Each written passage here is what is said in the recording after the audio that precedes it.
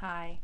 It might seem like I'm speaking to somebody other than my demographic in this share, but I don't think that that's necessarily true. So if you think that this doesn't pertain to you, I would stick along for the ride if you are attracted to my work. I got off a call with somebody who, and I tend to work with people who would internalize harm, right? So my demographic tends to be a demographic that would harm themselves before they would ever harm another person. So I got off a call with somebody where this is flipping for them. And because it's new and it's interesting to this person to be curious about, oh, interesting, I actually don't want to harm myself. I would rather harm somebody else. And there's a very particular place where one can be where it's just like, dude, I've waited my whole life for a reason to unleash, right? Like, bring it, bitch. Like, give me a reason to bring on the crazy, because, you know, there's that particular phase. There's that aspect of self. There's that part. But when it is dominant and for a long time, it's not healthy, it's not dangerous, and it's void of true essence. So, and I get that in that space, it can feel powerful to even have those thoughts. Like, oh my God, just bring it. I've waited my whole life. Like, somebody give me an outlet to plug this rage into now. And everybody looks like a moving target, and everybody looks suspicious from that space. Like, and that's a scary, lonely, dangerous mind to live in. And my demographic is also a people who are intrigued by sociopaths. And I believe that this intrigue comes from a deep awareness that we all have multiple aspects of self, and that to create that moment where a sociopath is actually created, I think my demographic is intrigued that they allow that moment to get the better of them, and that they exercise that program out in the outer world, right? Like, my demographic is aware that we all are capable of murder, but we tend to be a people who would never in a billion years exercise that potential reality. So this intrigue to the person who has snapped in such a way that they would exercise that without care. And this might be a person at some point who feels justified, and I would think this is a phase, not a permanent thing for most people, but feels justified to not care because they have been a person who cared way too much and it didn't serve them. And then they go, well, what is the point of this bullshit? And then it's all wrapped up in the same thing for me. It might be different aspects of self for somebody else, but the inner nihilist, oh my God, they're all zombies. They're in a rat race. They're walking around. They don't even know they're freaking alive. What's the point of this? Everybody that I'm seeing is this shitty reflection of like nothingness, right? There's a space and an aspect of self that goes to those places, right? That lives in that place. And I have grown to love that aspect of myself because it is protective and it loves me and it will stand for me when all of the other aspects are nervously cowering in the corner, right? But I've been taught to fear that space in myself. And I now love that space in myself, but it took me years of work. And when I say, like, my job on the planet is not to show up here. My work on the planet is to do the source guided inner work that I am guided to do and to stand firm in it and trust it. So it has taken me work, literal work. And it's I do it for free, but it pays me in true abundance, right? The dividends are amazing. So it has taken me work to get to a place, and this is the place I want to talk to you about. If you have gotten to a place where you are apathetic and you're like, dude, I'm waiting for it. Just like somebody give me the reason to unleash. And I actually don't care because I don't understand this. I don't know how to relate at all. One of the things that I used to do, and I wasn't actually in this space when I did it, but this is what I suggested to this person.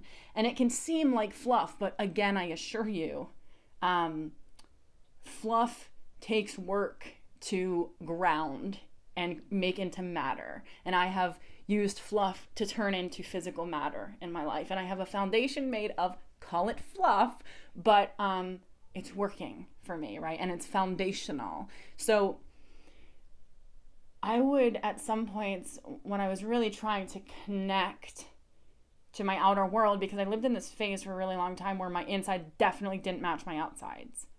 And I was really confused about that. And I didn't really know how to connect to the outer world when my insides felt one way and then the outer world felt another way. So I would drive down the street or walk down the street, and I've always been a people watcher, but I would, at every single person I walked by or drove by, even the people in the cars, I would say, I love you, I love you, I love you, I love you, I love you, nonstop. Every single person I saw. And that could feel like fluff, but the thing is that like I get the dark and the light of this, and the subconscious mind that is naturally tracking your bullshit, right? It's like, I don't love that person. That person's rich. That person thinks they're great. That person doesn't take care of their shit. That person, yeah, she's all right. Like whatever the thoughts are that the subconscious mind has, they're tracking, right? They're being tracked back there. And your conscious mind is overriding with a Christ vision. I love you. I love you. I love you. I love you. I love you. And though your subconscious is tracking all of the things that you don't love about this person, and trust that they will be softened as you continue to do that work, it helps you to align to the things in that person that you would normally judge about yourself. Let me put it like this. So in a practical, on the ground situation, there's somebody in my life that I just generally think is an absolute piece of shit. And I know better, right? But it's really a lot of work for me to expand my view. And I think that this is where part of this place, actually, for me, that this other person wasn't part of this place, is when I go, my claws are in you because I see you and you're acting like I don't. And I see your agenda. And the whole thing where I'm like, dude, you are just like obvious to me and you're obviously a piece of shit. But there is an expanded view of, right? Like that, for me to see somebody in that place, I have to put myself in that place in myself to see them from, to counteract their bullshit program that I'm triggered, that they have an agenda about. Then I have an agenda. When somebody has an agenda, all of a sudden I have an agenda, and it's like, don't let them get their agenda met somehow, because their agenda, when it feels manipulative, it's like, okay, all of a sudden I'm stepping into that vibrational space of agenda or protection, and protection is an agenda. I don't want to feel like that, right? So it is hard for me, especially when this person is like being a petty tyrant in my life. And I don't want this person. I ask you to be like my mother. I chose as my petty tyrant. I will handle. It's like the same thing as like the devil you know versus the one you don't. You know, it's better to know the devil that you know than the ones that you don't. I don't want this person to be my petty tyrant. So I'm trying every day, besides waking up and doing forgiveness exercises, and I'm also doing this for the sake of my own children, because I don't want them to have the physical, biological ramifications of me not doing the work in this context, because it also affects them. So besides doing forgiveness meditations every morning, I have to be aware of, it's very easy to get in the black and white thinking when you're dealing with somebody who's black or white. So it's so easy to polarize instead of just be central like you should normally be. So to expand beyond that, this person is just an absolute piece of shit, and to see, oh, well, they do this other thing. It's like, maybe they, that's fine. They like try at least. They haven't killed anybody that I know of. They, didn't give me shit about this particular thing that they could have. There's so many expansions beyond my one targeted view of basically this person's a piece of shit. And when you get in that targeted view, you're dangerous, right? Life is dangerous. Life comes back at you dangerously from that place. You're in a lack matrix, you're in the game matrix, and not in like the, oh my God, this is a fun playing game. It's like someone's gonna win in that game and somebody's gonna lose, instead of like, oh, we're just all playing on the playground, right? That's the game I'm playing. Like, it's all just for fun. There's no competition here. So I suggested, because, you know, when you're in that place of not caring, literally not caring about what happens to self or other, you're not safe. And it's not like you're not safe for the world, but you are void of yourself, which makes you unsafe. Like, calling in all of your parts that you've left at other places would be really helpful in that moment to embody all of the energy that actually is you. Because when you don't care, you're not there. You're literally not there.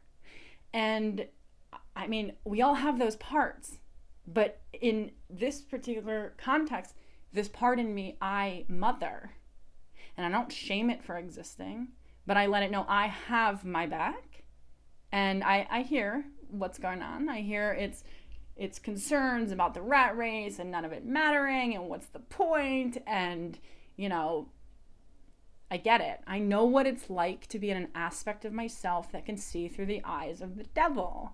And again, it's not like I believe in the devil as an entity, but when there is a void and creation is not happening in a fertile way in that void, the devil is there, right?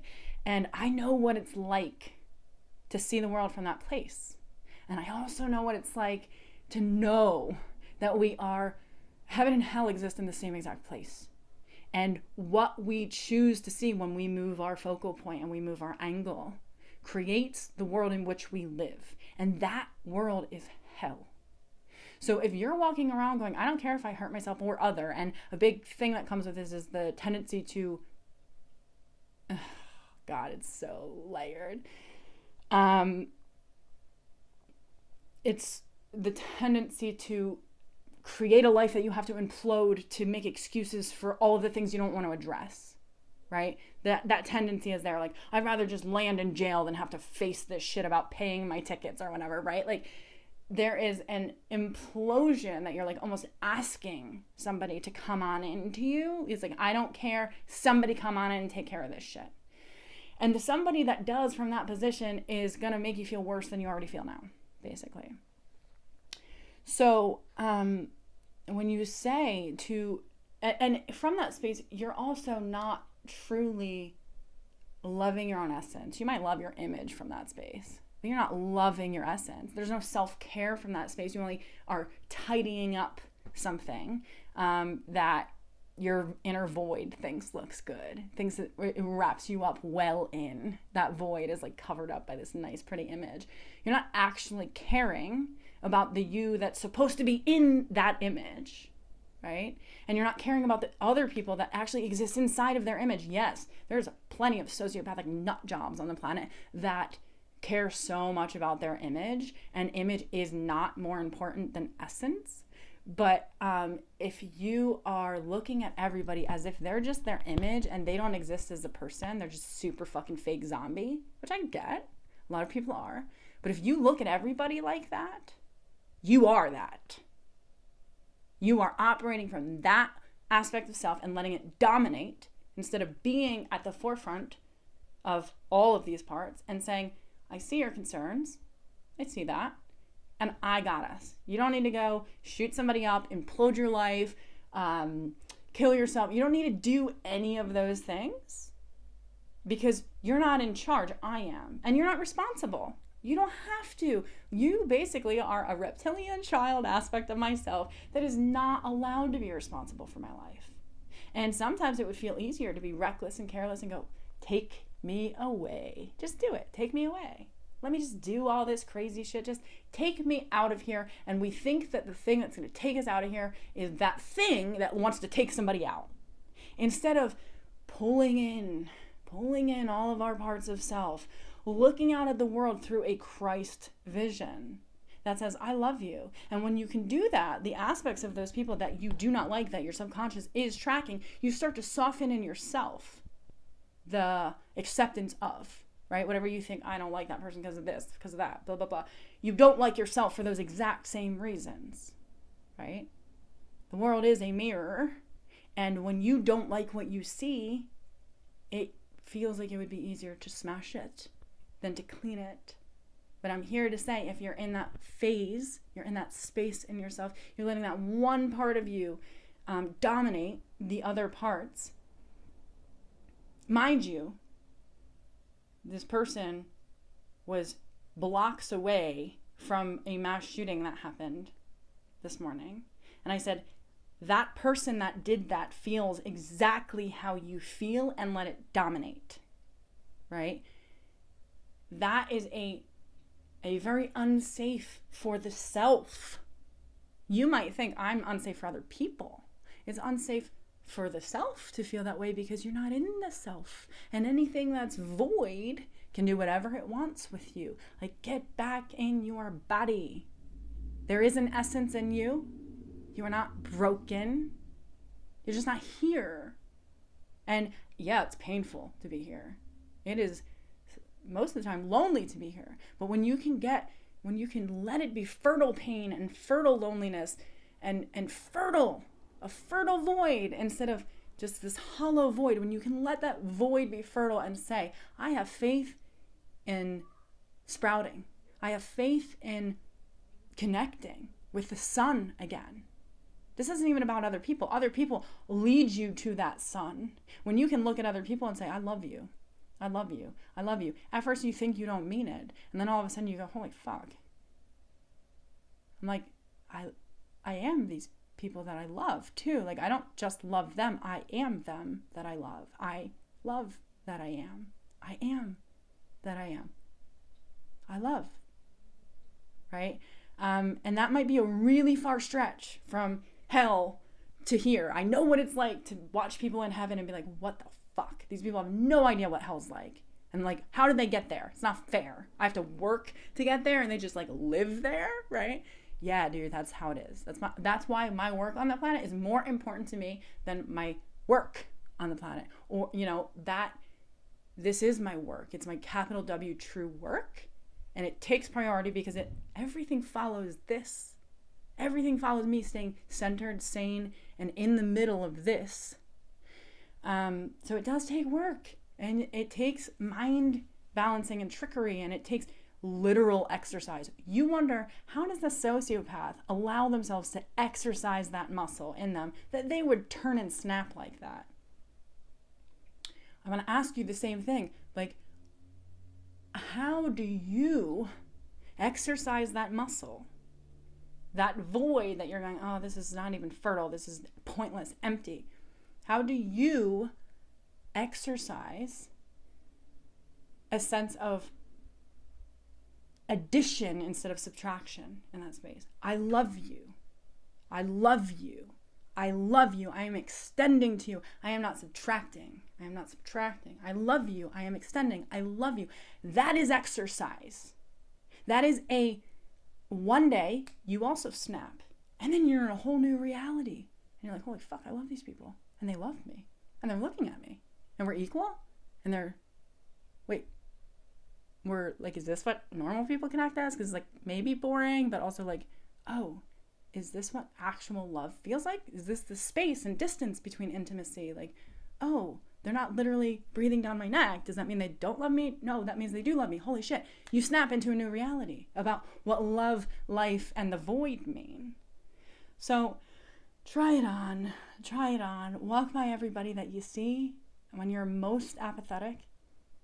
And I know that you're probably going, well, I cared too much, Stacy. That's why I stopped caring. I get that too. I will run circles around you all day with that story. It is irrelevant. Completely irrelevant. Because when you care, you're there. That's the goal. That's the aim. That's presence. When you are there, you will care. If you are in a place of not caring, you are not there. And we want you here. Because you're freaking not here to be a zombie walking around on the planet like the rest of the zombies, right? Okay. I love you. I hope this was helpful.